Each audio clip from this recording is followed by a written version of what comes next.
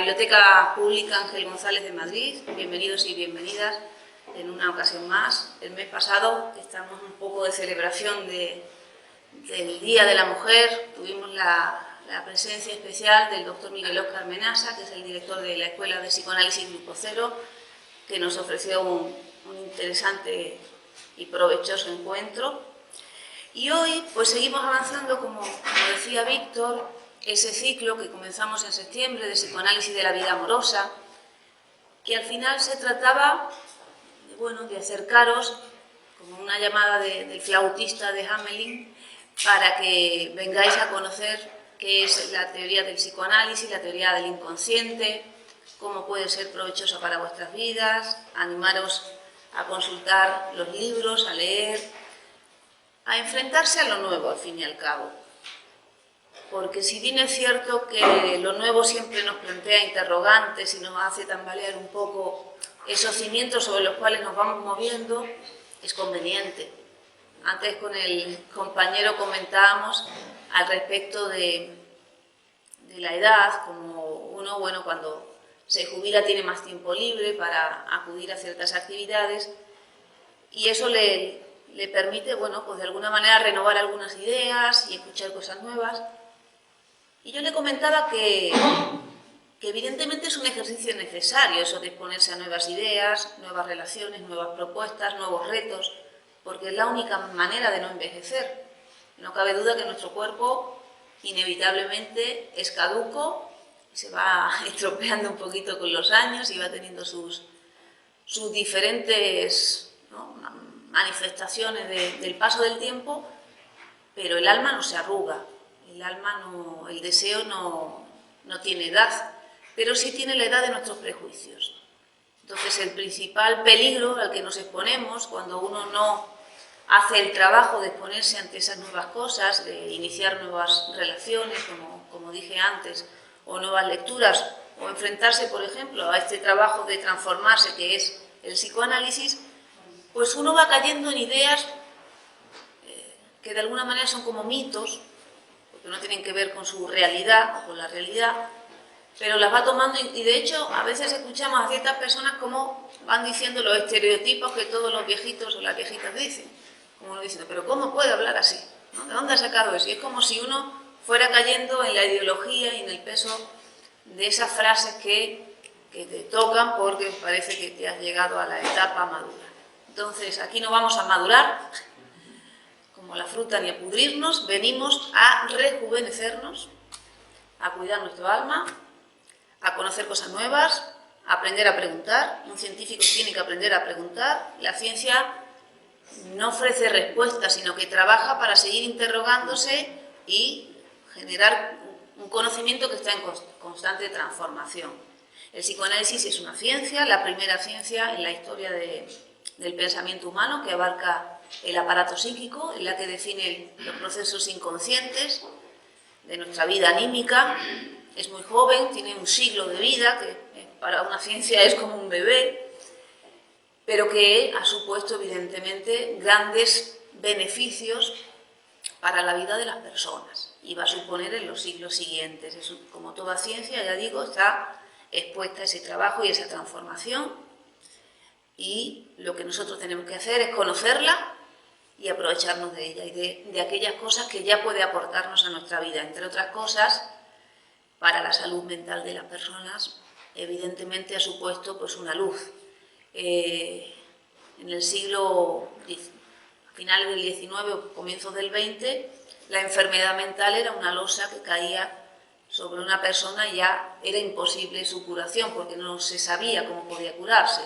Se practicaban diversos tratamientos que no daban resultados beneficiosos y todos sabemos que de alguna manera sigue el prejuicio al respecto de la enfermedad mental como tal, como si fuera algo de origen desconocido, de lo que no te puedes desprender y que uno de alguna manera tenía esa tragedia en la vida. El psicoanálisis nos va a plantear que enfermarse es un trabajo, es decir, que las personas tenemos todas el mismo aparato psíquico, funcionan todos de la misma manera, en el sano y en el enfermo, que no es un fallo del aparato, que el síntoma, la enfermedad está todo, tiene los mismos procesos que tiene un un proceso de inteligencia suprema.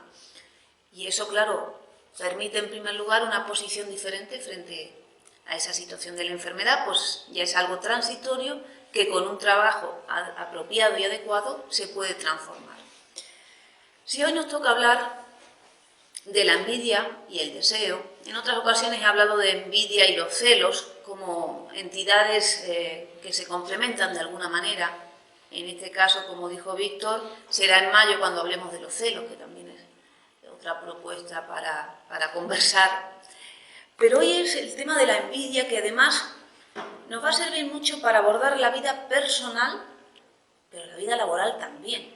Es decir, que la envidia acontece en las relaciones, pero evidentemente la vida humana acontece en las relaciones. Es decir, que los conflictos que nos aquejan y que generan las enfermedades mentales. Voy a dejar de usar la palabra mental. En psicoanálisis no usamos la palabra mental, ni tampoco psicológico. Usamos la palabra psíquico. Es decir, es un aparato psíquico, por tanto, los síntomas son psíquicos, las enfermedades o trastornos son psíquicos. Quiere decir que tienen que ver con algo simbólico, que no es un trastorno que tengas que buscar que se te ha estropeado un cacharro, ¿no? Entonces es muy importante también que nos vayamos familiarizando con eso. Y al igual que Freud luchó durante toda su vida y su obra para que ese concepto inconsciente, que como palabra ya existía desde muchísimo tiempo atrás, se tomara de una manera nueva. Es decir, él va a plantear el inconsciente no como algo que uno realiza como acto de forma desatendida o sin atención, como uno dice, ay, ha sido inconsciente, no me he dado cuenta. Como que la ciencia hasta ese momento esas cosas consideraban como que no eran importantes, no nos ofrecían información. Y va a ser justo ahí donde Freud va a decir, el sueño es muy importante, el lapsus es muy importante, es decir, va a tomar elementos que previamente no habían sido considerados porque se consideraban que eran variables. Y él va a decir, al igual que un sueño que es producido en nuestro estado de reposo, con pleno funcionamiento del aparato, pero en estado de reposo, es decir, con unas características diferentes al estado de vigilia, el sueño es pleno de sentido, pero de un sentido que al soñante se le aparece de una forma disfrazada. Es decir, hay un trabajo que va a disfrazar el deseo, que origina, el deseo inconsciente es el motor de nuestras acciones. Cualquier cosa que hagamos con la realidad es motivado por el deseo. Es la gasolina del humano. Si no hay deseo, no hay vida. Y el otro día el doctor Menasa dijo algo muy interesante. Dijo, me he dado cuenta que aquellos pacientes o personas que acuden al hospital con el cuerpo ya muy estropeado, es decir, uno viene y dice, ¿cómo ha llegado a este estado? ¿Qué hacemos con esta persona? Dice, es que ya hace mucho tiempo se habían quedado sin alma. Es decir, que no se habían ocupado de su deseo. Y si uno renuncia a aquello que es lo que te hace un humano, pierde. El cuerpo está sostenido en lo psíquico. Si no hay deseo psíquico, no hay sostén para el cuerpo.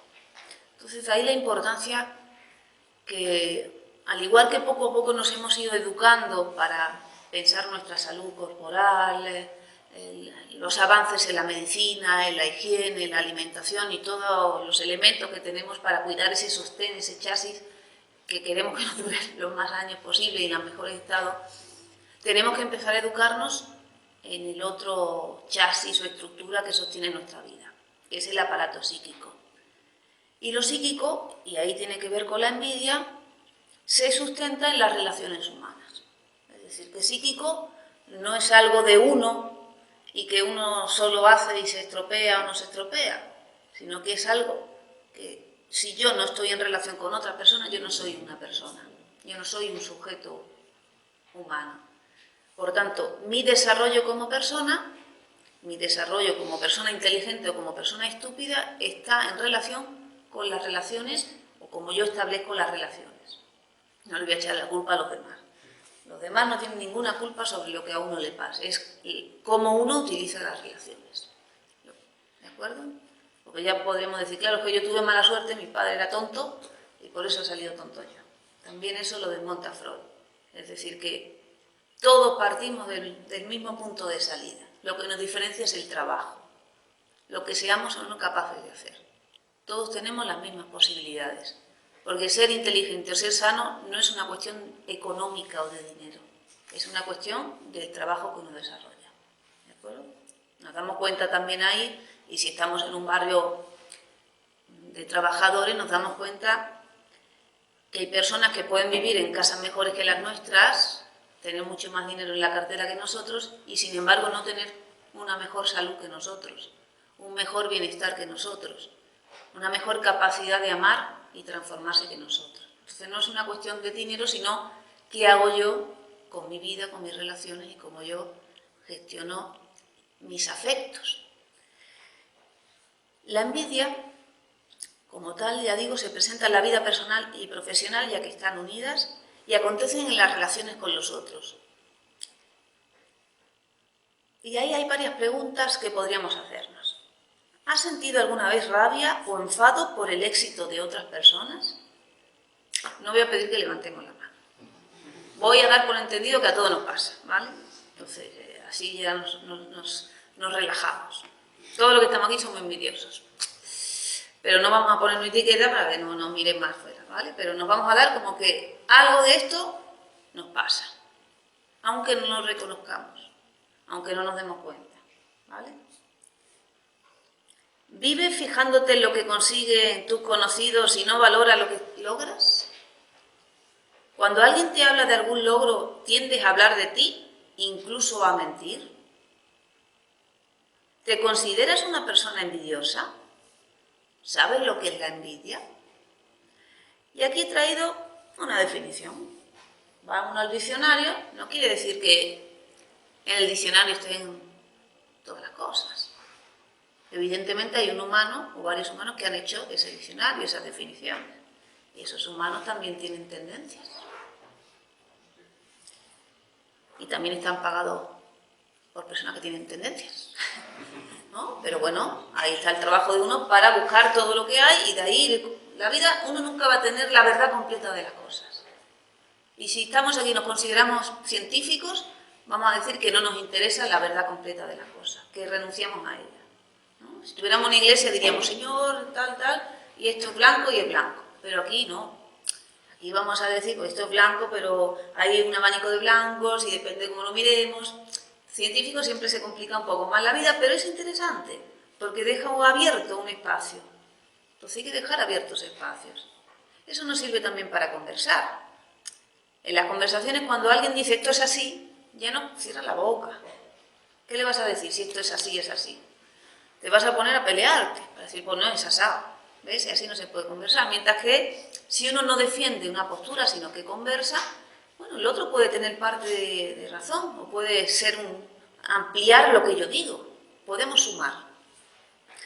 Entonces en el diccionario dice, la palabra envidia procede del vocablo latino invidere, que significa mirar con malos ojos. Hay quien le llama mirada torcida. Y en el cartelito había puesto unos ojos así verdes, porque claro, la envidia entra también por el ojillo, ¿no? Uno ve el coche que se ha comprado, ¿no? Y llega eso nuevo y tal, y va con esa novia, y yo con esta. La mirada algo tiene que ver. En la Real Academia dice, la envidia es la tristeza o el pesar del bien ajeno. Es decir, no solo es que yo vea que hay algo diferente en el otro con respecto a lo que yo tengo o creo tener, sino que además me molesta, me pone triste, me duele, Claro, en las relaciones nos vamos a dar cuenta y vivimos en una sociedad que por el intento de progresar no progresa demasiado. Es decir, ahora hablamos de la igualdad y salimos a la calle y reivindicamos cosas, pero a veces el contenido de esa palabra o de esa lucha no es del todo correcto, si me permiten, podemos conversarlo. En el sentido que de la igualdad tendría que ser igualdad de derechos, quiero decir, como sujetos humanos, como ciudadanos, ciudadanas, tenemos que tener derechos equivalentes, similares, porque uno va a poder acceder a eso y el otro no. Tiene que haber una regla que determine por qué no, en todo caso, ¿no? Un criterio que me permita a mí, si lo puedo cumplir, hacerlo. ¿De acuerdo? Es decir, que me permitan realizar el trabajo para conseguirlo. Hubo momentos en los que la mujer no podía votar, la mujer no podía, ¿no? El otro día hablamos, no podía tener una cuenta bancaria con su nombre. Es decir, derechos que sí se han luchado y se han conseguido por algo. No fueron derechos naturales. En el humano todo es una conquista y además un trabajo para mantener las conquistas, porque se pierden fácil. Y claro, ese concepto de igualdad, que tendríamos que definirlo, que es eso, igualdad de derechos, de oportunidades, tiene que tener en cuenta las diferencias. Los hombres y las mujeres no somos iguales, pero es que las mujeres y las mujeres tampoco somos iguales, ¿no? Usted no es igual que yo, ¿no? Tampoco eres igual que hace 10 años, ¿no? Entonces, claro, las diferencias es como que queda mal decir que somos diferentes. Pero claro, es como si quiero con una palabra decirlo todo, y con una palabra no se puede decir todo, ¿no?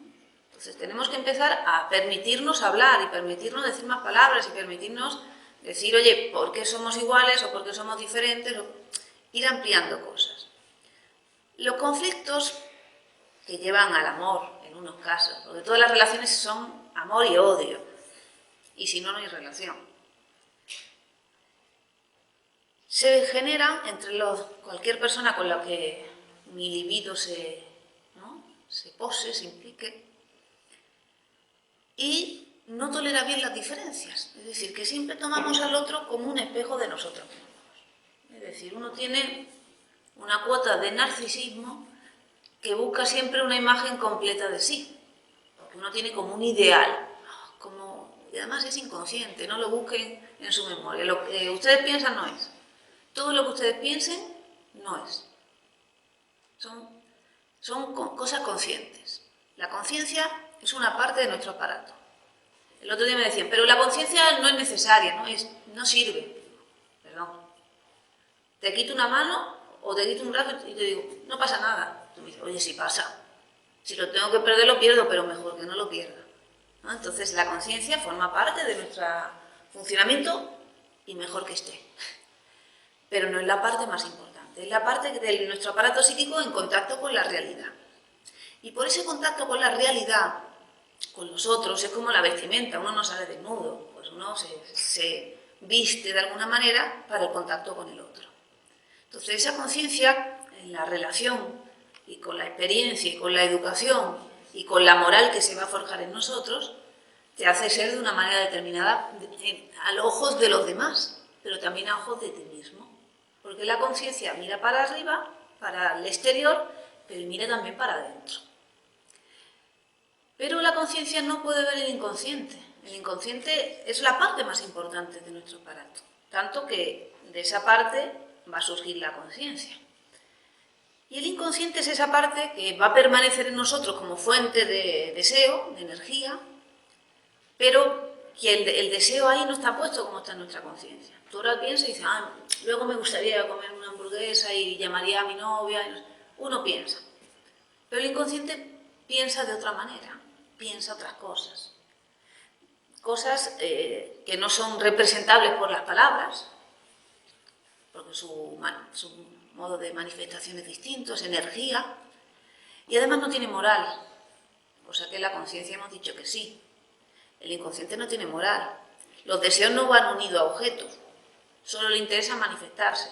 Claro, evidentemente, si fuéramos todo inconscientes, seríamos como el niño, ¿no? Que le da igual, 880, donde esté, no sería posible de socializarnos, ni de trabajar, ni de hacer lo conveniente. Antes el caballero también le decía que hacer lo que a uno le gusta es genial, pero también es mejor, más conveniente hacer lo conveniente para uno, ¿no? Porque si solo haces lo que te gusta, a veces te va mal en la vida, ¿no?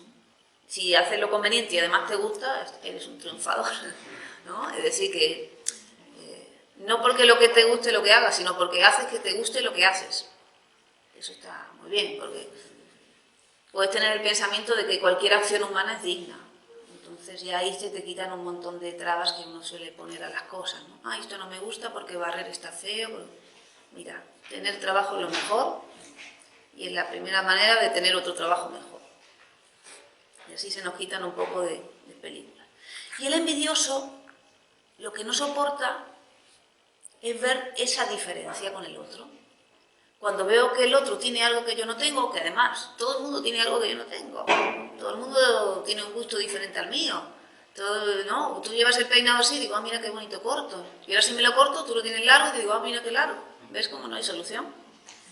Pero claro, el otro ve el agujero que se abre en uno, ¿no? El envidioso siente un agujero y dice, me falta, es horrible lo que me hace sentir, siente una agresividad, porque tú le haces sentir, ¿no?, que le falta algo, que es incompleto. Y claro, ahí viene Freud y dice que todos somos incompletos, ¿no? ¿Qué humano es completo? ¿No? Sería una alteración mental grave pensarse completo. Si somos un sujeto dividido, estamos diciendo, tenemos una parte del aparato que es la conciencia, que piensa de otra manera, que nos quiere disfrazar de cara a los demás, y una parte inconsciente que no se muestra a la conciencia, que es la más importante, pero que no conocemos. Entonces estamos partiditos, ¿no? Una parte se satisface y la otra se molesta. Y nunca vamos a... ¿no? El éxito es conjugar a las dos, darle un poquito a las dos partes, pero que no es tan fácil. Porque los problemas psíquicos acontecen no por traumas infantiles o experiencias, no sé qué, no busquemos cosas raras. El verdadero trauma del humano es hablar. El verdadero trauma es que somos incompletos, que somos mortales, que somos sexuales, que te necesito, que te necesito, que te necesito. Que para que haya charla tiene que haber el charlante, pero tiene que haber un público. Es decir, siempre voy a necesitar a otro. Y eso es insoportable. Pero se puede aprender a soportar. Es decir, puedo aprender a civilizar mi narcisismo de alguna manera. Es decir, que en esa necesidad puedo asociarme al otro. No lo tengo que tomar como un enemigo, sentirme en falta, sino que el otro forma parte de mí. El desarrollo y la salud tiene que ver con eso, con entender que lo que me diferencia del otro me enriquece. No que me pone en falta y no que yo tengo que ser todo. Todo no lo puedo ser. Pero que tú hayas ido a la India y yo no, bueno, si soy tu amiga y hablo contigo, tú me traes la India. ¿No? Si tú hablas inglés y yo no, bueno, pues tú me traes el inglés. Entonces, me interesa que esté a favor tuya, no en contra tuya. Porque el inglés no lo puedo borrar, aunque te borre a ti. ¿Ves? Como que el envidioso tiene un grado de salud que no es salud. ¿Por qué? Porque no tolera ese agujero que todos tenemos que tener. Es decir, por mucho que uno trabaje para sus deseos, nunca los va a lograr satisfacer. Y eso es lo interesante. ¿Os acordáis de las carreras esas de perros donde se le pone la caña con el bichito para que el perro vaya y va el perro porque va corriendo detrás de, ¿no? No sé qué le ponen, o el conejo con la zanahoria, ¿no? Dice, bueno, le pones ese incentivo y va, y va, y va. Pero si pilla la zanahoria ya no quiere ir más. Entonces, claro, el deseo es así. Aunque tú consigas una satisfacción, nunca va a ser la satisfacción total. Y eso permite que luego busques otra cosa. Y que siempre haya esa distancia que te permite crecer, vivir, moverte y buscar otras cosas. Entonces, es lo interesante. Por eso hay algo de afectación en el crecimiento para la persona envidiosa o para cuando uno está envidioso. En todas las relaciones podemos tener envidia, es decir, que no es una situación especial o que uno sea envidioso siempre. Normalmente uno suele ser envidioso con personas cercanas y que además se parecen en algo a ti. Es decir, personas en las que, bueno, son compañeros, son personas que están en un estatus similar a ti, porque si yo digo, tengo envidia de, yo qué sé, de una persona, de Trump, que es una persona no sé, que es multimillonaria, no sé qué, que vive entre oro y no sé qué, tú puedes decir, bueno, pues va, pero tú no vas a hacer eso ni estás ahí, ¿no? Y además, ¿quién va a tener envidia de ese? ¿Ves? Pero tienes envidia de, no, se compró unos zapatos y yo no tengo esos zapatos.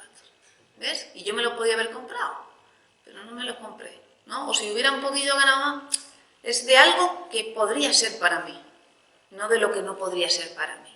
Yo no envidio al que es tan diferente a mí que no me puedo comparar. Me envidio con aquel con el que me comparo. Pero no me impide, no me permite crecer la envidia. Porque si tú te compras esos zapatos, me dice, Elena, me los compran en esta tienda, valen tanto. Yo puedo decir, pues yo voy a la tienda y me los compro. O tengo que ahorrar 3 meses y me los compro. Es decir, que puedo hacer por... El envidioso directamente te rompería los zapatos. No iría a la tienda, no. Una persona normal diría, y tomo el camino, o tú dices, soy estudiante y no tengo dinero, y ella es estudiante y tiene un trabajillo. Bueno, pues de esa admiración de lo que el otro consigue y yo no, pues puedo decir, oye, pues yo me pongo a trabajar también alguna cosilla y voy teniendo mi dinero. Entonces ahí algo similar que se muestra en el otro, ¿no? El otro tiene algo que tú no tienes o hace algo que tú no, pero en un caso quiero destruirlo y además no pienso hacer nada para crecer, y en el otro caso me sirve como un incentivo para hacer algo que no estoy haciendo, ¿no? Admiración y envidia son muy diferentes, pero que pueden estar relacionadas. Es decir, un envidioso, si lo ponemos a trabajar un poco, lo hacemos un trabajador, es decir, hacemos que consiga lo que desea. Porque cuando hablamos de los celos, y ya nos tocará el mes que viene, hablamos de deseos. El celoso solo desea a alguien a quien, solo tiene celos por alguien a quien desea. Si no ha despertado sus deseos, no tiene celos. Pero el envidioso no tiene deseos. No quiero eso que tú has conseguido, ¿no? Lo que pasa es que lo que me molesta es esa diferencia, ¿vale? Y dice que la envidia pues ha aparecido mucho en la literatura, es decir, que es una de las pasiones humanas. Bueno, y en España es un deporte nacional. Hay competiciones, vamos a las empresas y podemos hacer un ranking, el envidioso del año, el que estropeó más negocios, el que jodió al compañero que estaba todo el día trabajando y viene el otro y le fastidia su trabajo y encima te lo tienes que comer porque como encima no hay compañerismo, hay miedo a hablar con los jefes, no está permitido hablar, pues bueno, uno siente que todo es injusticia, ¿no? En la literatura, pues en la fábula de Esopo, Samaniego, Iriarte, La Fontaine, cuyas moralejas permiten comprender mejor las causas de este mal y sus consecuencias funestas. Y claro, uno dice, consecuencias funestas, claro, te rayan el coche es una putada, perdón. Pero el que tiene un buen coche tiene un seguro, hace así. Pero el que se hace daño es el envidioso. El que corroe sus entrañas es el envidioso. El enfermo mental es el envidioso. Tú tienes tus zapatos. Y además, como sabes el camino a la tienda, te puedes comprar otros, si me los estropea. Pero el envidioso no sabe otra cosa que envidiar. Entonces un poco hay que compadecerlo, ¿no? El envidioso. Hay que decir, pobre hombre, que incapacitado, ¿no? Porque es incapacitado para el amor. Porque el que ama sabe que amar es trabajar. ¿Cómo esa mujer va a amarme si yo no hago un trabajo para hacerla feliz? Por mi cara bonita no va a estar todos los días. Tengo que tener otras cosas, tengo que hacer algo por esa persona. Pero el envidioso no sabe trabajar. No le interesa trabajar. Piensa que el otro, las cosas le han llegado así. ¡Qué suerte! ¡Ja! Suerte, ¿no? ¿Quién tiene suerte? Si hasta que le toca la lotería, no es suerte. ¿Cuántos años lleva comprando lotería para que le toque? ¿No? Eso de la suerte es muy relativa. Pues saben el chiste ese, ¿no? Dios mío, que me toque la lotería, por favor. Y baja Dios, pero chiquillo, compra el boleto, ¿no? Entonces, que un poco hay que ayudar a la suerte, ¿no? Entonces, un poco hay que hacer, ¿no? Un poco simpático hay que ser para que el jefe te trate bien, un poco bien tu trabajo tienes que hacer para que un poco hay que ocuparse de las cosas. Cuando no te ocupas, evidentemente no vas a obtener buenos resultados y encima estás muy expuesto a esa situación de verte en diferencia con el otro, porque que tú seas un vago o haragán o envidioso no quiere decir que los demás vayan a detenerse como tú te detienes. Los demás quieren vivir, quieren conseguir cosas, quieren, ¿no? Además hay un elemento muy importante en las relaciones humanas, que es el amor. Es decir, que si yo estoy en el trabajo, o estoy con mis amigos, estoy en casa, a mí me gusta sentirme amado, que se acuerden de mí, que mis compañeros vayan a desayunar y cuenten conmigo, y ese es el resultado de algo. Es decir, he tenido que ser atenta con esas personas, he tenido que sonreírles, he tenido que hacer algo por alguien para que eso pase. Y eso es casi tanto más importante que el sueldo a fin de mes. Porque el sueldo va y rápidamente te lo gastas en la hipoteca, no sé qué. Pero el día a día son tus compañeros, son tus clientes, son ese aprendizaje que te dan esas relaciones con los otros. Y si encima tienes la suerte de tener un trabajo que te gusta o que te estimula, pues mucho mejor. El dinero, claro que es muy importante, pero esa cuestión de las relaciones y los afectos que se generan, ese sostén afectivo que tenemos es fundamental y sobre todo es la fuente de salud del trabajo.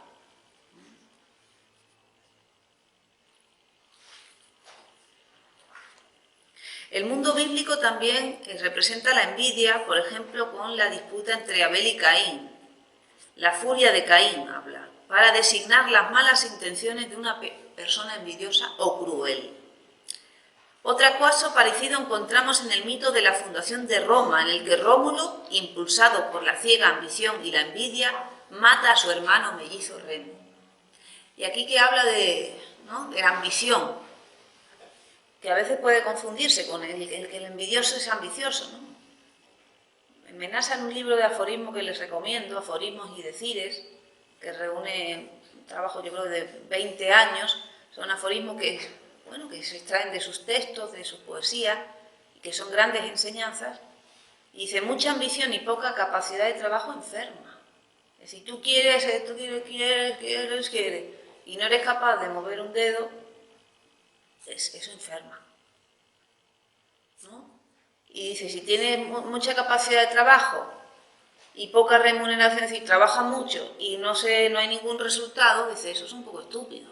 Claro, estás haciendo un montón de cosas y tal, y luego no puedes beneficiarte de nada, eso también nos chirría, ¿no? Como un poco masoquista. Es decir, ¿no? Me regalo siempre al otro, pero no tengo nada. No, todos necesitamos una satisfacción, y mejor que no sea masoquista. Mejor que sea una satisfacción de crecer, de ser más inteligentes. ¿Qué ocurre cuando crecemos? Que aumentan las exigencias. ¿Ustedes se acuerdan que cuando estábamos en primero de primaria estaba chupado todo, ¿no? Pero luego vamos creciendo y cada vez nos complican más las cosas. Bueno, y cuando ya eres adulto y tienes que trabajar y pagar los impuestos y tal, tú dices, sí, he crecido, pero Elena, me ha complicado la vida. Bueno, pero la vida es eso, ¿no? También un poco ir avanzando y pudiendo sostenerte y sostener a otros nuevos que lleguen, porque ese conflicto humano que era ser mortal, es decir, que si yo decía que el alma nos arruga, pero bueno, algún día vamos a morir, ¿no? Aunque vivamos 200 años, algún día vamos a morir. Y eso quiere decir que, igual que hubo alguien que se ocupó de nosotros para que crezcamos, para que naciéramos, para que creciéramos, para que nos educáramos, a nosotros nos va a tocar también colaborar dentro de esa cadena donde otros van a venir. Entonces, eso me tengo que dar cuenta también, que el hecho de yo asumir responsabilidades para poder ayudar a otros que les toca crecer. Cuando no quiero asumir responsabilidades, que quiero que la cadena humana termine conmigo, ¿no? Nadie viene detrás de mí y eso es una enfermedad. Dice, el mundo antiguo conocía muchos caracteres de la envidia como pasión íntima. Claro, es tan íntima que no se lo dices a nadie, porque no está bien visto. Te lo dices a ti mismo. Cometes esas maldades que fastidian al otro, porque uno sabe, porque aunque sea inconsciente el error que uno comete, uno lo sabe bien calculadamente. Y hay muchos que dicen, yo nunca he tenido envidia. Sospechemos. El filósofo griego Aristóteles la definía como el dolor por la buena fortuna de los otros. Uno tendría que alegrarse de la buena fortuna de los otros. ¿Por qué? Porque, bueno, si encima de que al otro le va bien y a mí no tanto, me pongo triste, soy doblemente estúpido, ¿no? Por lo menos si a ti te va bien, pues mira, del 50% del mundo le va bien. Mejor, ¿no? Entonces las cosas siempre hay que verlas del lado bueno. Y si no la ves del lado muy bueno, es que eres un poco neurótico. Pero bueno, afortunadamente la neurosis tiene tratamiento.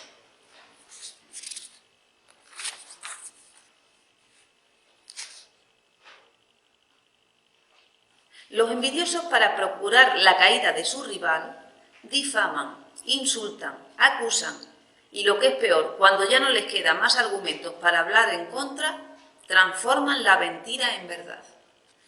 Y ahora hagamos examen. Y uno dice, oh, Dios mío, que soy envidioso. que con esta persona hago esto, que estoy todo el día hablando mal.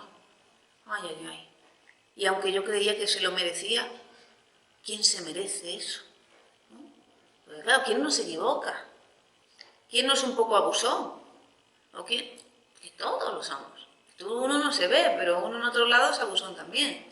Entonces, claro, cuando tú te pones a darte cuenta de lo mal que hablas de alguna persona, tendrías que decir, oye, ¿por qué me ha desatado envidia esa persona? ¿Por qué yo quiero hacerle un mal al otro? Cuando lo que me está mostrando es que hay algo que esa persona hace y que yo no hago, porque no soy capaz, porque no tengo huevos, porque... No porque no pueda, porque no quiero hacerlo. Entonces, claro, si tú haces 3 carreras y te las curras y yo no las hago, ¿yo qué derecho tengo? Pues yo también las puedo hacer, pues no las hace, Elena. ¿Ves? Entonces, claro, ¿qué derecho tengo yo a hablar mal de él? No tengo ningún derecho. Tendría que ver, ¿vale?, no sus fallos, sus puntos buenos, que como toda persona los tiene. Toda persona, hasta Rajoy, tiene virtudes, digo yo, ¿no? Pero claro, si uno ve solo lo malo, pues eso, te hace mucha mala sangre y además ni el otro va a dejar de tener esos defectos y además tú te conviertes en una mala persona. Porque el mal te lo haces a ti. El mal te lo haces a ti. Entonces es mejor o quitarte esa pasión de hablar mal de ese otro, te alejas un poco, o te das, ¿no?, te interpreta y dice, mira, acepto, en eso me ganas. Yo seré mejor en otras cosas, pero en eso que tú haces yo no me atrevo, no tengo esa valentía. Y bueno, en todo caso te admiro o sigo tus pasos, pero esa energía de hablar mal y de hablar con otras personas, de cuchichear y mira lo que hizo y tal, te hace daño a ti. Porque contigo, además, es como el paranoico, ¿no? Luego lo que tú haces cree que te lo hacen a ti. Porque estás sembrando eso, estás sembrando enemistad entre las personas. Ojo, el envidioso se disfraza casi siempre de amigo para causar un daño en el momento menos esperado.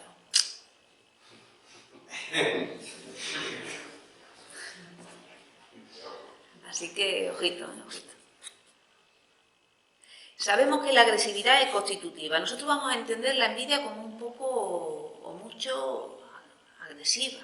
Es una agresión, ¿vale? Que no te pega un puñetazo, ¿vale? Que no sé qué, pero te hace daño. ¿Por qué? Porque contamina tus relaciones, interfiere en tu trabajo. Tú estás ahí haciendo un trabajito y el otro viene de no sé dónde y se interfiere ahí. Oye, ve tú por tu carril, ¿no? O te habla con tus amigos, tus colegas y habla mal de ti, no sé qué. Oye, mira, resuelve tú tus relaciones. Mis relaciones son mías, no me las toques, ¿no? Las parejas debe pasar mucho también, porque a veces las parejas es como que hay una tendencia de que mis amigos son tus amigos, o te llevo para no ser, uno dice, para no ser mal educado, comparto, ¿no? Y te hablo de lo que habla con mis amigas, y te tengo al tanto de todo, porque está mal visto tener vida íntima. Yo les recomiendo tener vida íntima, aunque luego no esté bien visto, pero hay que hacer cosas que sean convenientes. Lo que vean o no vean los demás no nos importa. Y lo conveniente sería tener parcelas tuyas, relaciones tuyas, que además las has generado tú. ¿Qué ocurre? Cuando exponemos frente a nuestras parejas esas cosas, es muy fácil que surja la envidia. Aunque él o ella tengan otras relaciones, pero claro, no vivo en mi vida.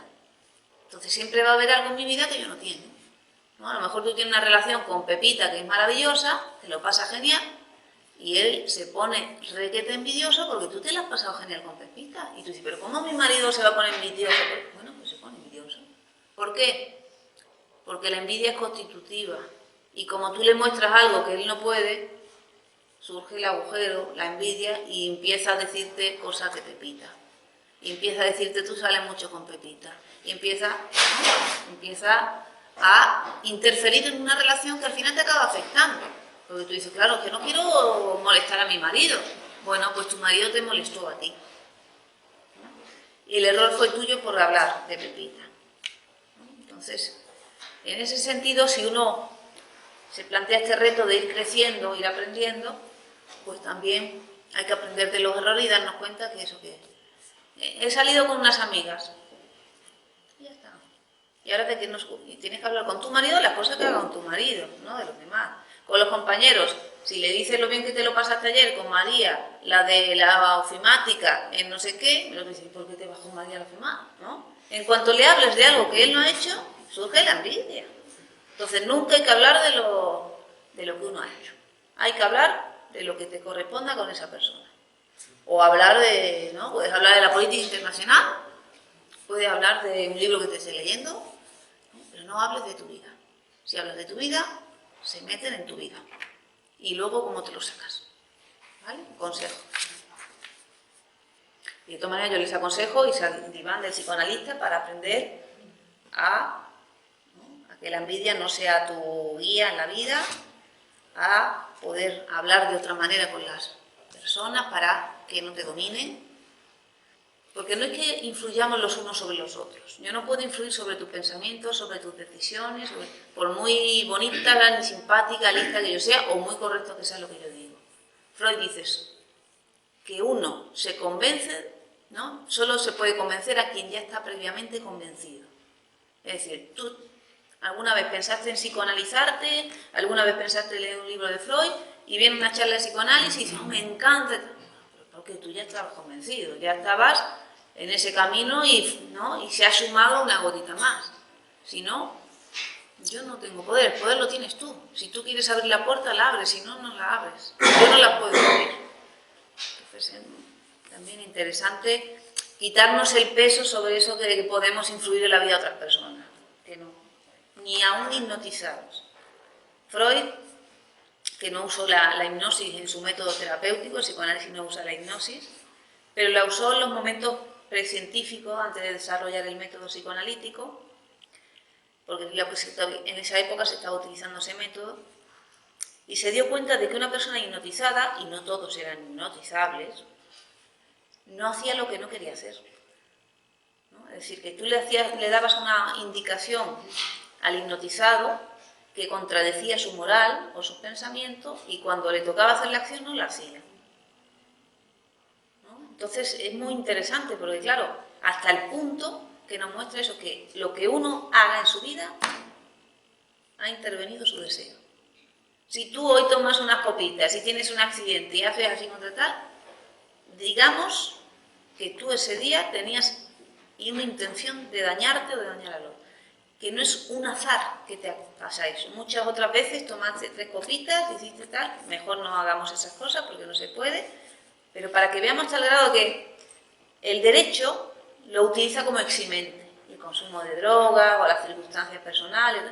Es una cosa, una artimaña del derecho, pero del sujeto psíquico no. Sabemos que lo que te pasa, tanto lo bueno como lo negativo, tiene que ver contigo. El sueño es del soñante. Entonces no vayamos a buscar, ¿no? Tu vida es tuya. Aunque haya personas que intervengan en tu vida, pero tú eres el capitán. ¿No? Y que te vaya bien o mal va a depender de tu orden, de tu deseo, de tu trabajo. Entonces ahí nos aliviamos un montón, hasta en la vida de los hijos. Porque a veces nos responsabilizamos mucho de la vida de los hijos. Quiero que vaya bien, quiero que haga tal cosa, quiero que no sé qué, quiero que no sé cuánto. Sin darnos cuenta de que tú tienes compromiso social, si lo podemos decir así, porque obligación tampoco es. Obligación como mucho darte de comer y que, ¿no? Pero tienes el compromiso social de hacer de ese ser humano una persona que pueda valerse, que pueda sostenerse en la sociedad. Pero claro, ese ser humano va a crecer y va a tomar sus decisiones, va a tener sus tendencias, va a tener su propia vida. Entonces, como va a tener su propia vida, tú no te puedes hacer responsable de la vida de nadie. Porque su responsabilidad es tú estás para ayudarle, para darle tu criterio y tu opinión, pero no eres responsable de los errores o los aciertos de tus hijos. Son personas cercanas a ti, pero no son tuyas, no son de tu propiedad. Nadie es de la propiedad de nadie. Entonces eso nos va a ayudar mucho a no abandonar nuestras vidas. Hay muchas madres o padres que no hacen lo que quieren hacer por mis hijos. No, mis hijos, mis hijos. No, tienen que hacer lo que tienen que hacer. ¿No?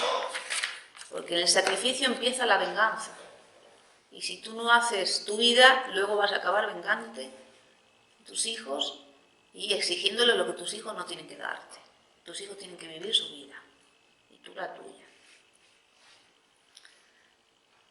La envidia revela una deficiencia de la persona que la experimenta. Sabemos de qué carece el envidioso a partir de aquello de lo que envidia en el otro. Es decir, que encima te está diciendo su falla, ¿no? Que no envidias cualquier cosa, envidia aquello que, ¿no?, que lo que en ti es deficiente. La tristeza del envidioso no está provocada por una pérdida, sino por un fracaso, por no haber conseguido. Está muy relacionada con los celos. Pero como dije antes, los celos implican deseo, es decir, una relación triangular. El celoso, cuando ha visto esa otra persona que en su fantasía o en la realidad aparece, tiene más deseos. Hay un nuevo objeto de deseo para mí. Es una relación triangular. Y el envidioso es una relación de a dos. La envidia nace cuando me doy cuenta de que no tengo lo que el otro tiene, pero no quiero para mí lo del otro, sino que quiero que el otro no lo tenga, es decir, que deje de tener. El celoso se enriquece y el envidioso se empobrece. Quiere empobrecer al otro, pero quiere empobrecerse a sí mismo. Entonces la envidia no es buena, no es buena acompañante. Tener una persona cercana envidiosa no es buena acompañante. O renuncia a la envidia o yo les aconsejo que no tengan grandes esperanzas con esas personas. No son buenos compañeros los envidiosos.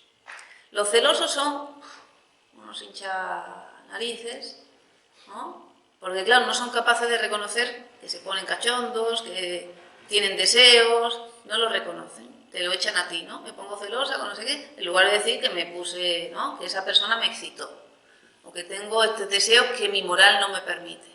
También es eso, la moral te dice una cosa y tu deseo quiere otras.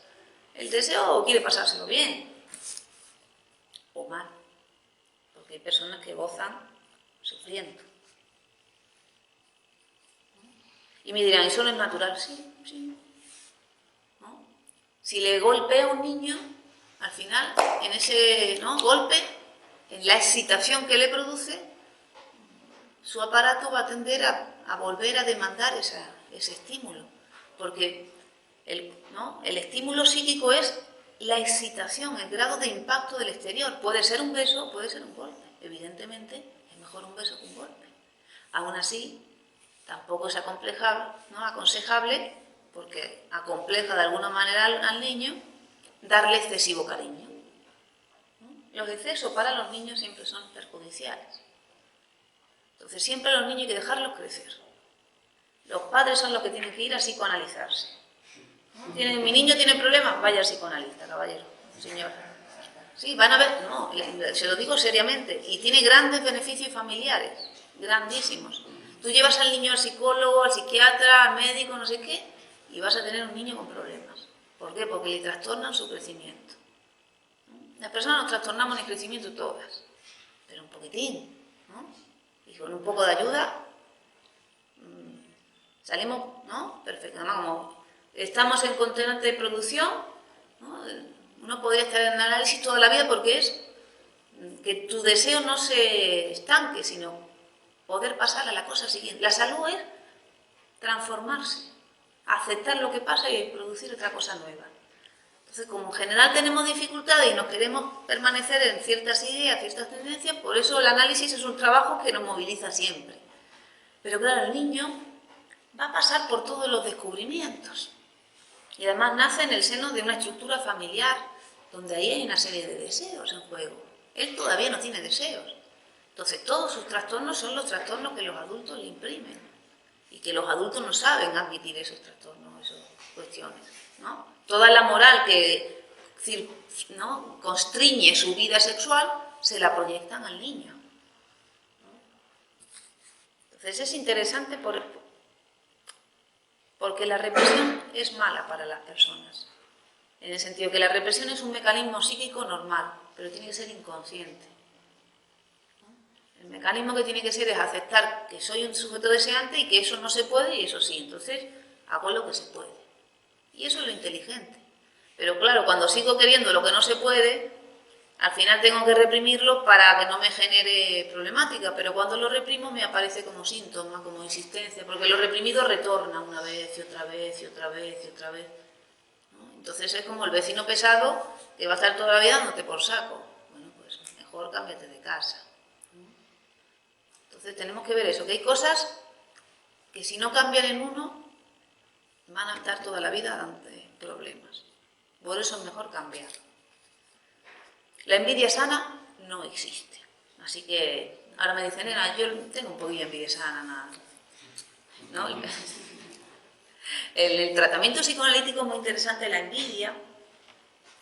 Dice Menasa, dice, se toca muy avanzado el tratamiento, porque es muy difícil que el paciente reconozca la envidia.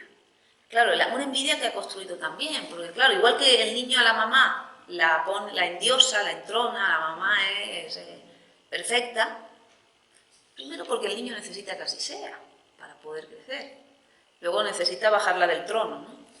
Pues el paciente psicoanalista también, ¿no? Como que es el lugar donde puede y yo no puedo. Claro, pero eso va a generar una hostilidad que también algún día habrá que abordarla. Es decir, esa hostilidad que yo proyecto porque te atribuyo algo ideal que siempre los ideales perjudican. Los ideales tienen que ser proyectos. Un proyecto es decir, pues me gustaría hacer una biblioteca en este barrio y bueno, va a llevar 10 años, 5 años, empieza con votación popular, luego el ayuntamiento, ¿ves? Pero es un proyecto, implica trabajo.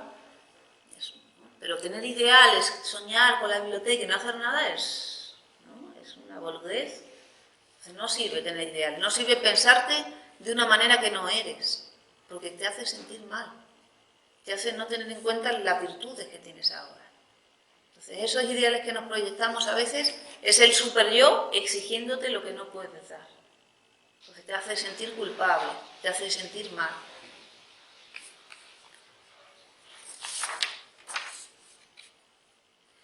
Y ahí vamos a ir también a hablar de cierta envidia social que podemos tener todos en algún momento. Porque claro, la generosidad es un bien que se practica poco. La humildad y la generosidad. Y la humildad no es ser pobre, porque un pobre puede ser muy rico, ¿no? Yo soy de Andalucía y aquí seguro también, ¿no? La gente más humilde es más amable, te recibe, comparte, ¿no? O el pueblo gitano dice, ahí había una olla y comían todos. O que no tienen la idea de rechazar el ofrecimiento a un extranjero, a una persona que... Es decir, que en nuestro alma como pueblo también está la hospitalidad, con lo que haya, ¿no? Si ya tienes un ideal que hay que ofrecer no sé qué, ya no puedes. Pero la humildad es aceptar que alguien puede más que tú y que lo importante no es presumir frente al otro, sino aceptar que hay cosas mejores que hacer, que lo tuyo no es tan maravilloso, que es algo digno, pero que no hay que echarse flores, que cuando uno se echa flores quiere que ya el trabajo está hecho. Y además nos levanta un muro a las personas. ¿Y para qué queremos muros, no? Ya tenemos al de México, al de Berlín, al de Palestina. No es bueno los muros. Tenemos que unirnos a las personas. La riqueza son las relaciones humanas. El psicoanálisis te va a permitir que tú puedas ser rico, ¿vale? Que tú puedas hacer negocio, pero eso depende de ti. Pero la riqueza de las relaciones es la riqueza. Que tú tengas menos conflicto en las relaciones y que puedas conocer y hablar y compartir y amar, esa es la riqueza que te vas a llevar en la vida. Ese es tu cuerpo verdadero, ¿no? El cuerpo de palabras. No hay cuerpo. Tu dinero te puede forrar con dinero que no sirve para nada. Pero si hay un montón de personas que deseas que tú no mueras, tú vives más años. Ahora, si todos los que están por ahí te odian, no sé, ¿no? Entonces, te interesa que haya muchas personas que te admiren, que te quieran, que te necesiten, que aprendan de ti, porque, ¿sabes? Tienes una red, un sostén que tú no te puedes morir así cuando a ti te dé la gana. Porque somos eso, vivimos en el deseo de otros. Y eso es muy interesante. Nos damos cuenta de eso, de que la verdadera enfermedad es la enfermedad social, es la soledad, el aburrimiento. Dice el doctor, dice, las personas mayores se mueren de soledad y aburrimiento. Si no, no te mueres por tu cuerpo. No, la medicina te ofrece muchas alternativas. Y además ya no tienes que trabajar, pero puedes hacer muchas otras cosas. Y el aparato lo que quiere es ese hambre de hacer cosas, de tener interés. Justo antes no pudiste ocuparte de eso, bueno, pues porque no era posible, porque no lo deseabas o no estaba a tu disposición. También los tiempos cambian. Antes no había una biblioteca aquí, ahora está aquí, te abre otras posibilidades. Entonces es aprovechar lo que la vida te brinda. Y si uno genera eso y las relaciones, uno vive más años. Uno vive más años. Yo creo que merece la pena. Merece la pena aprovechar la vida porque solo hay una.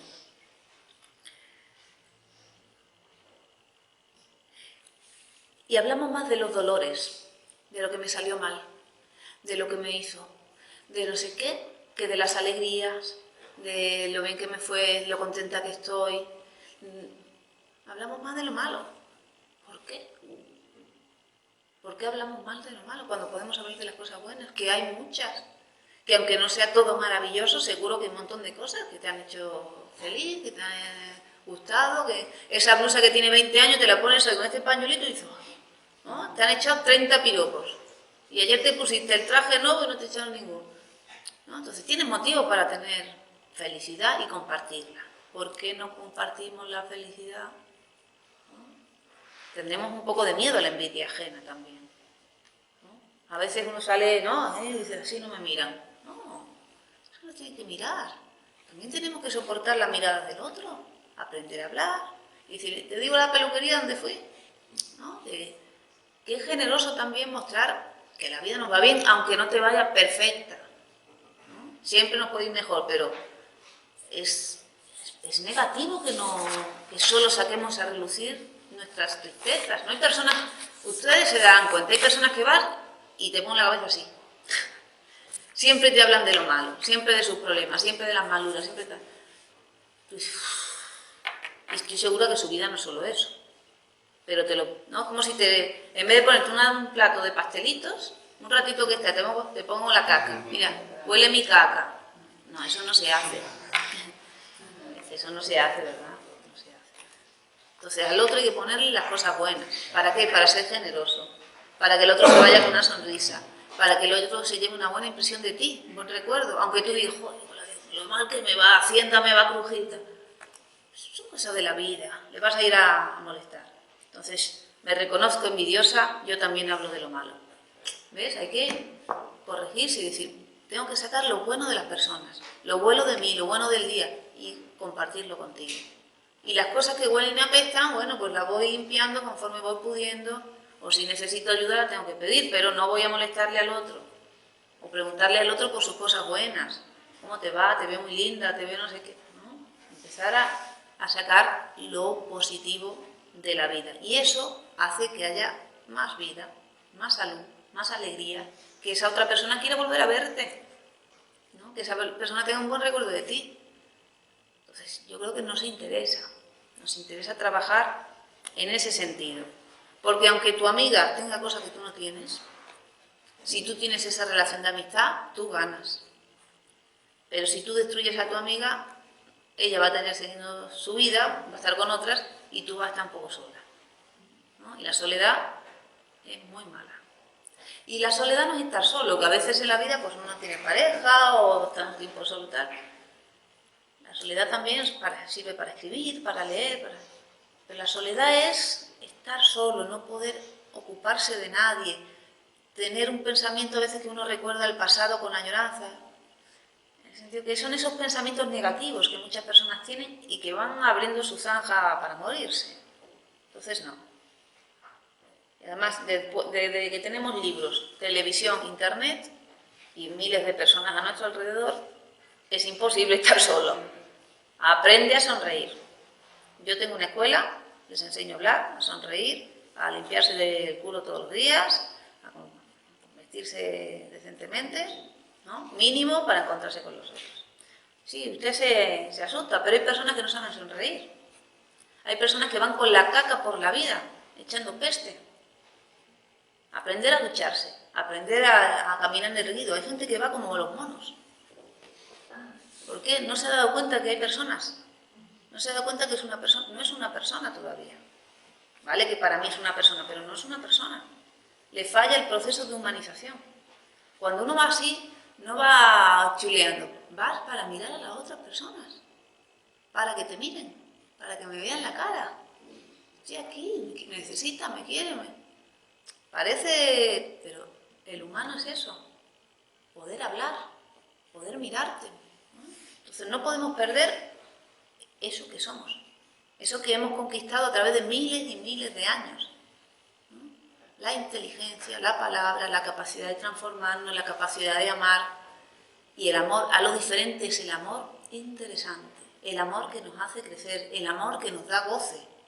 Porque si tú te casas con tu clon, ¿no? Que hay gente que dice, los que duermen en el mismo colchón se vuelven de la misma condición, ¿no? Y al final vas haciendo lo que hace el otro y al final te aburre de muerte, ¿no? Que no te llevas mejor porque el otro haga lo mismo que tú. El otro puede hacer cosas diferentes y eso es lo que te motiva de esa persona, esa diferencia que aporta a tu vida. Dice, yo soy ordenado y el otro es desordenado. Bueno, y hay un complemento que el otro te aporta a tu vida y hay una alegría que el otro te aporta a tu vida. Porque si no, si fueras solo como tú eres, es terrible esa pobreza. Y llega el tiempo de sus preguntas, o de sus tomates, o bueno, no sé. Caballero. Sí, bueno, yo tengo en el entorno laboral una persona peregrina, por ejemplo, cuando ¿Qué bajar esto? Sí, la lotería de Navidad, ¿no? Yo desde hace 25 años no compro lotería, lo respeto. Y estoy en el servicio de reinvestigación de la autónoma, somos 30. Y nunca había pasado. Y este año pues soy, ¿vas a ser el único? Y la pregunta va de siempre, ¿y si nos toca? Digo, pues encantado. Y si no te la envidia, no sé qué. Y si celebramos, digo, bueno, me doy una vuelta y me miro a los pajaritos. Pero digo, pues vale, digo, si yo tengo dinero ya suficiente con lo que trabajo, yo no necesito. Yo respeto, pero fue ya, digo. Bueno, el año que viene te lo compras y lo que te toque me lo das. Vale. ¿Vale? Pero que no pasa en muchos entornos laborales, ¿no? Es que nunca, sí, pero nunca se sabe. Porque claro, tú quieres ser deportista de élite. Tú dices, yo voy a poder saltar. Jo, pero como luego no puedas, ¿qué haces con eso?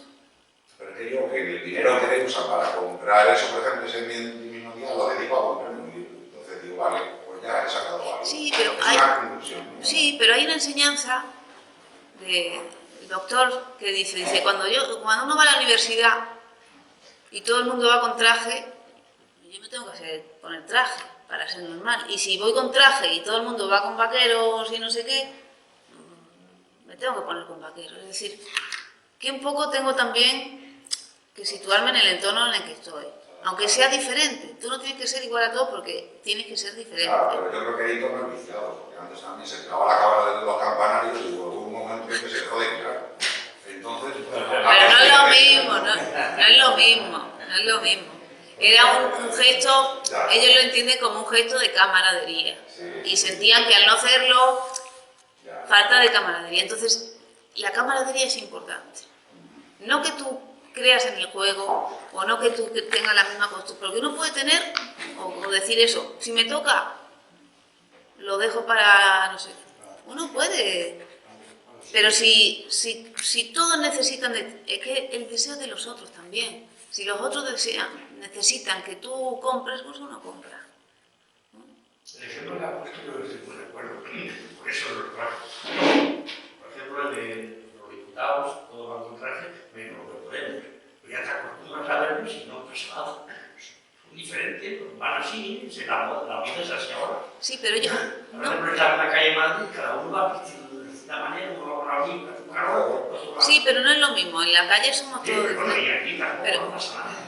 Pero hay ciertos entornos... Si tanto 4 o 5 que... claro, esto lo podemos, somos... no, es un convencionalismo.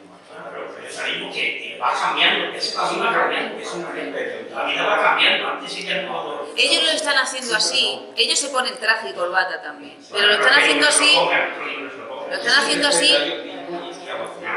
Pero se mira por un control, un traje... No. Cualquiera, por respeto, solo que ese respeto no quiere decir... Seguimos así, pero sí.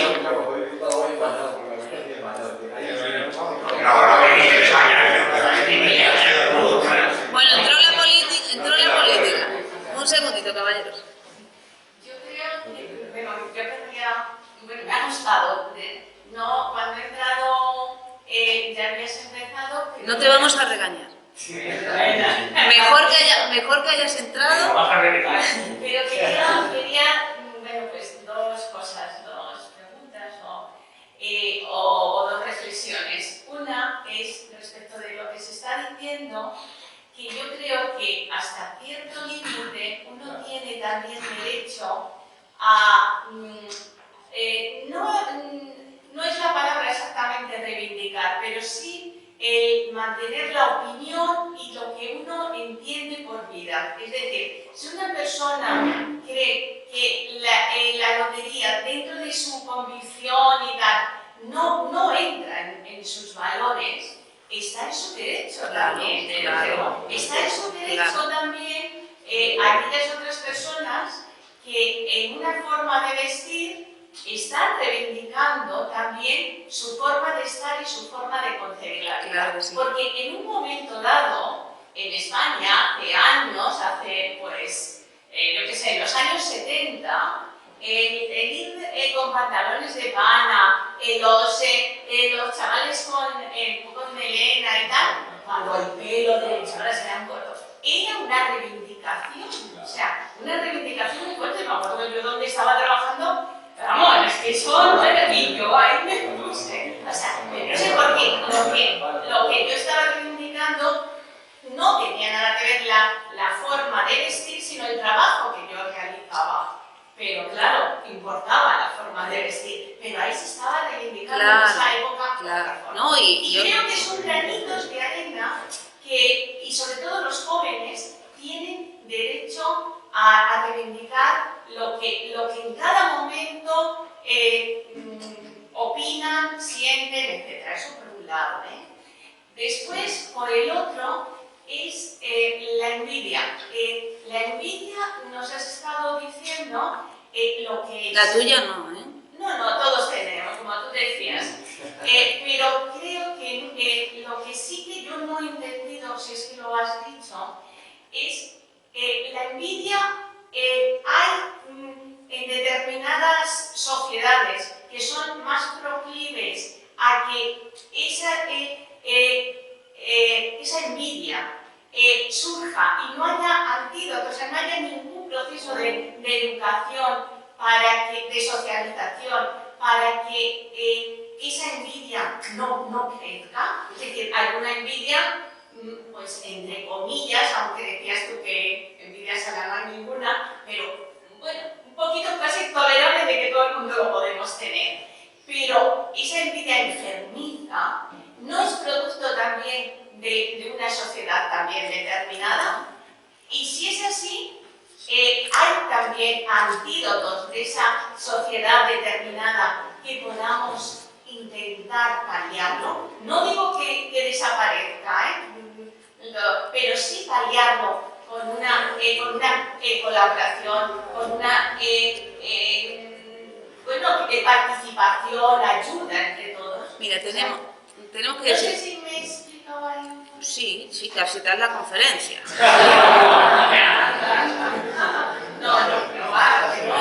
Pero claro que hay diferentes modelos de sociedad, en el sentido que hay estados que priorizan la salud y la educación en sus presupuestos. Eso quiere decir que priorizan el desarrollo de sus ciudadanos, los derechos de sus ciudadanos, la posibilidad de que sus ciudadanos progresen, se eduquen, gocen de buenas condiciones, tengan posibilidad de acceso al trabajo, etc. No es la nuestra. En la nuestra hay más presupuesto para defensa, para no sé qué, para no sé cuánto, que para la salud de los ciudadanos y la educación. Partamos de ahí. Claro, ¿cómo se puede promover? Si una sociedad fomenta las diferencias, que no la desigualdad, fomenta las diferencias, quiere decir que damos educación y tú puedes ser ingeniero, tú abogado, tú barrendero, tú no sé qué, es decir, que cada uno pueda elegir su camino y hacer su camino. Y en su camino, claro que va a haber mejores barrenderos, peores, gente, pero va a ser más, cuando hay la posibilidad de elegir y desarrollarte y te fomentan esa posibilidad, es decir, te fomentan el don del trabajo, es decir, vivimos en España y para España trabajar es un castigo. Es decir, trabajar es... Yo quiero que me toque la lotería para no trabajar más, porque sus compañeros hacen eso, quieren que le toque la lotería para dejar de trabajar. Cuando eso son, ¿no? Yo creo que se estropea la vida si dejas de trabajar. Pero claro, vivimos en sociedades donde no hay buenas condiciones laborales, donde los jefes te explotan, donde el Estado te explota. Entonces, claro, los primeros perversos son los que determinan cómo estamos reguladas las cosas. Entonces, claro que se puede fomentar más colaboración, que seamos, por ejemplo, este Estado en los últimos 5 años en lo que estamos viviendo han hecho que los ciudadanos, el otro día incluso en El País había un artículo que decía, mira, si te quedas el fin de semana en tu casa es mejor para la salud. Y al día siguiente aparecía otro artículo que decía, no, que no es tan bueno. Mira, por favor, ¿cómo va a ser bueno decirle a la gente que se quede en su casa, que no hable con nadie, que se quede tomando la televisión? ¿No? Entonces, claro, han fomentado que no salgamos a la calle, que no manifestemos nuestra opinión, que no nos manifestemos, que no hablemos, que no cuente chistes. Es decir, estamos en un estado dictatorial y en la dictadura sabemos que lo que perdemos somos los ciudadanos, el pueblo, los derechos de las personas, la posibilidad de expresarse. Entonces, claro, si trabajamos en ese campo habrá menos envidia. ¿Por qué? Porque habrá más compañerismo, habrá más humildad, más posibilidades de desarrollo. Pero ahora, claro que hay envidia porque tú sientes que hay personas a las que la ley le juzga por robar un jamón y al otro que roba no sé cuántos millones, no. Entonces tú dices, pero esto no, esto es el terreno de nadie, ¿no? Entonces, claro que hay muchas cosas que modificar para que luego esa sociedad no esté enferma como está. Que no esté enferma porque las personas seamos enfermas, sino porque el sistema no nos permite desarrollarnos como personas. No, es que el entorno laboral está tan viciado que no me imagino ya que la empresa privada, yo que he estado en todos los sitios de la administración pública, ayuntamiento, comunidad, y por ejemplo, que el rey Juan Carlos, eso lo sabe todo el mundo, el rector que ha sido el máximo plagiario, porque tenía un equipo que incluso plagiaba mal, y hay otro equipo antiplagio que están pillando, y que pues, todos los rectores que hayan mirado para otro lado, y eso es una vergüenza inaudita para una administración pública, por ejemplo.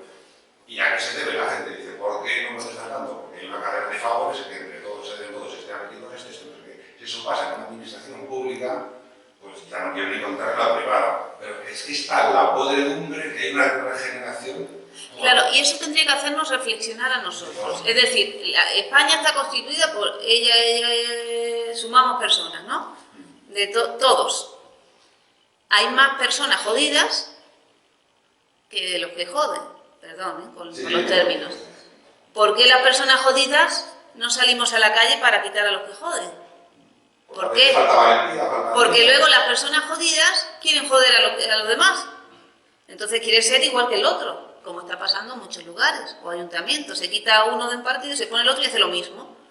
Entonces no puede ser. Bueno, pero la política, cuando la política se mete en todo esto, todo cambia. Bueno, pero es que tendremos que acabar con esa política. Y ya no se sabe qué es. Tendremos que acabar con esa política. Porque hay dictaduras en las que se favorece a los ciudadanos, ¿no? Que la democracia no es mejor que una dictadura, para nada. Hay Bueno, eso sí que... Eso ¿A ti te parece? que no nos tenemos que acostumbrar a veces No, las cosas. Una dictadura no es buena. Esto es una dictadura y la hemos votado todos. No, esto no es ninguna... Mira, perdona, donde estamos, en el país que estamos, aunque no sea el mejor país del mundo, que no lo es el país que tenemos, el país que hemos hecho, y que hemos hecho entre todos, y que nos merece todo el respeto, y que además las personas que hemos vivido en una dictadura y que ha costado vidas, eso no es bueno para nadie. Vivimos en una democracia que no es lo mejor del mundo, ya lo sabemos, pero lo podemos cambiar. Pero tenemos que mejorarlo. No se puede cambiar.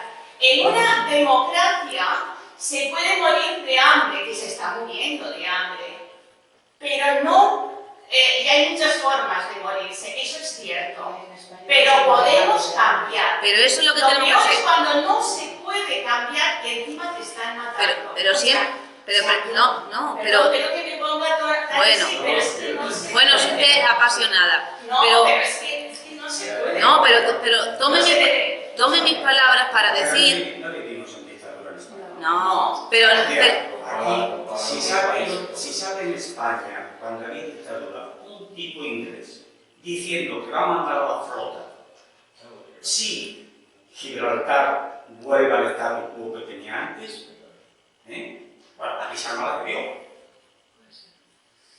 Si tenemos en España un estadillo de una gentecilla, y lo digo con respeto, pero bueno, lo digo, que dice que se quieren cargar al Estado y que salen todos los días insultando a todos los españoles, porque insultan al Estado, insultan al gobierno, insultan a la oposición, insultan a sus padres, insultan a sus hijos, se insultan ellos mismos y nos insultan a todos. ¿quiénes son esos? No lo sé.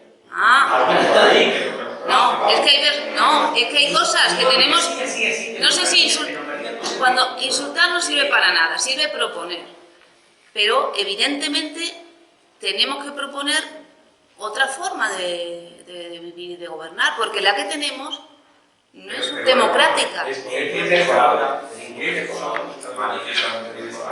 Yo no he dicho eso. Sabe cualquiera y dice lo que le da la gana. No es tan así. Lo de lo que le da la gana, no sé, ¿eh? ¿No? La libertad de prensa, usted compre el país, compre el mundo, compre la razón, a ver si hay mucha diferencia en lo que dice. ¿Cómo puede ser? Que digan lo mismo. ¿Cómo puede ser? ¿Cómo puede ser? ¿Quién nos domina? En el mundo estamos hasta los 79 años se tienen después los hijos.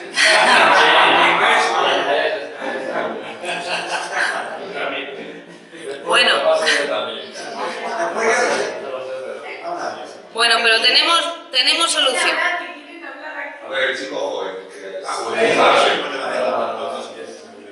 Bueno, Tenemos que terminar o nos estamos pasando. bueno, se levantó mucho el debate, pero mi pregunta es más mundana y más relacionada con el deseo. También muy relacionada con lo que ha comentado nuestra compañera.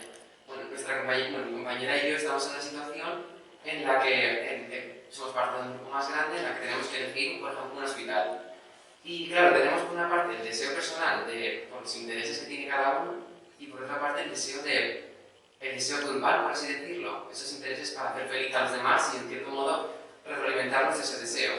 Entonces, como había comentado él, en cierto modo, ¿cómo podemos lidiar, qué deseo hay que satisfacer realmente? ¿O cómo podemos llegar a un Por ejemplo, ahí entramos en el terreno de lo grupal, ¿no? Y ya es otro campo de estudio muy interesante. En la grupalidad, que no es que haya un grupo de personas, es otra cosa, el grupo está determinado por una idea determinada y un líder que elige ese grupo, que puede ser modificado, los integrantes pueden ser modificados, pero siempre permanece ese proyecto o esa idea de grupo. La grupalidad trasciende los intereses personales de los integrantes, es decir, que para el beneficio de ese proyecto lo que importa es qué es lo beneficioso para ese proyecto. Por lo que me comenta, se trata más de afectos, de ilusiones juveniles, de permanecer juntos que evidentemente no serán realizables, porque para tus proyectos, que no es el del grupo, sino tus proyectos profesionales, que no es un proyecto grupal, tendrás otro tipo de intereses. Es decir, que una cosa es lo afectivo y otra cosa es la decisión de tu vida, ¿no? La decisión que te encamine hacia lugares de tu vida. Entonces, evidentemente el deseo que tiene que comandar es el proyecto de tu vida, que luego te tendrás que encontrar con tus compañeros por otros motivos o generar un proyecto grupal para que os siga uniendo. Porque la amistad, a lo largo de los años, si no está sostenida por un proyecto, tampoco existe. Porque la amistad no es venir y contarte mi vida, eso. Tenemos la revista Hola y 10 minutos, ¿no? Lo que nos une a las personas es reunirnos por algún motivo de trabajo. Trabajo en la música, en el arte, en no sé qué, no sé cuánto, algo que nos mueva a estar juntos. Y eso te hace ser otros, sumar todas las capacidades de todos, reunirte en el tiempo, crecer. Entonces es interesante también ese estudio de la cuestión grupal, porque en el grupo es donde se consiguen los grandes desarrollos humanos, no son trabajos individuales los desarrollos humanos. Aunque luego sea uno el que escriba, ¿no? Tal, pero nunca fue un trabajo individual. Siempre hubo un grupo de personas interesadas en ese proyecto. Y ya digo que pueden ser intercambiables esas personas. Gracias. Nos tenemos que despedir porque se pasó la hora y yo tengo que seguir trabajando. La vida se compone de innumerables pasos que a veces no sabemos a dónde dirigir. Psicoanalizarse es abrir un espacio en tu vida para vivir mejor los años futuros.